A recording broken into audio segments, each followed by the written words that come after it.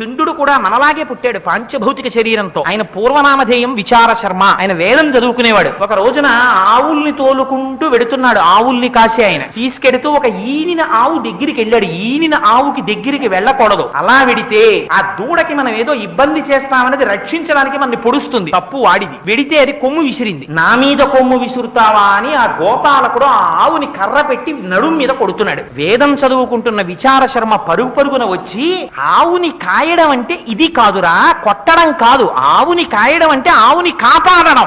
నీకు చేత కాదు ఆవుల్ని కాయడం, నేను కాస్తాను ఆవుల్ని. ఇది పరమ పవిత్రమైన వృత్తి, నేను చేస్తానని వెళ్ళాడు విచార శర్మ. అంత వేదం చదువుకున్నవాడేమో, జగత్తునందు ఏ వస్తువుని ఎలా చూడాలో తెలుసున్నవాడేమో, ఆయన ఆవుల్ని ముట్టుకునేటప్పటికీ అవి అమృతం కింద పాలు పట్టేసేవిట. లోపల పట్టి వెళ్ళిలా పొదుగు ముట్టుకుంటే చాలట చెంబుడు పాలిచ్చి ఆవులు 4 బిందెల పాలిచ్చేయడం మొదలెట్టాయి. వాటికి అలా ఇంటికెళ్లి యజమానులకు పాలిస్తే తృప్తి పోయింది కొన్నాళ్ళకి.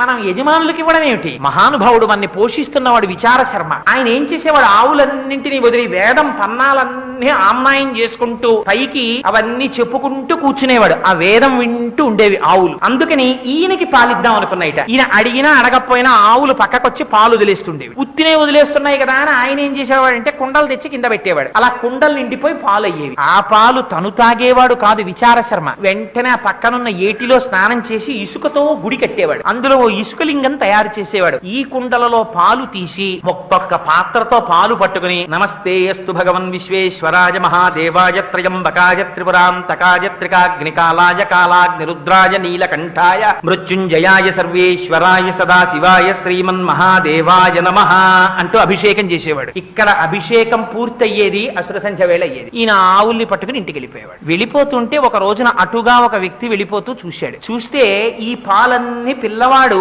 వాడు చూసేటప్పటికి ఇసుకలో పోసేస్తున్నట్టు కనపడింది ఆయనకి. ఆయన వెళ్లి ఊళ్ళో చెప్పాడు, మీ ఆవులు ఇంకా పాలిస్తాయి, ఆ విచార శర్మ పాలు తీసి ఇసుకలో పోసేస్తున్నాడు మధ్యాహ్నం పూట్ల అని. విచార శర్మ తండ్రిని పిలిచారు. యచ్చన దత్తుడు అని పేరు ఆయనకి. ఆయన్ని పిలిచి, నీ కొడుకు ఆవుల పాలు ఇసుకలో పోసేస్తున్నాడు, అందుకని నీ కుమారుణ్ణి మందలించమన్నారు. ఆ తండ్రి నిజంగా పిల్లవాడు మధ్యాహ్నం పాలు కుండలతో తీసి ఇసుకలో ఎందుకు పోస్తున్నాడో చూడడం కోసమని రహస్యంగా వచ్చి ఒక చెట్టుకి దిక్కి దాంట్లో కూర్చున్నాడు. మధ్యాహ్నం అయ్యేటప్పటికి ఆవులు పాలిచ్చాయి. ఆ పాలు తీసి పిల్లవాడు గుడి కట్టి ఆ ఇసుక లింగానికి పూజ చేస్తున్నాడు. ఇది చూశాడు తండ్రి. మహాగ్రహం వచ్చి, నిజమే వీడు పాలు ఇలా పోసేస్తున్నాడు కింద. ఆయన అభిషేకం అనుకోలేదు, ఈయన అంతర్ముఖుడైపోయి ఉన్నాడు కొడుకు. వచ్చి ఆ పిల్లవాడిని కర్ర తీసుకుని విపరీతంగా కొట్టాడు.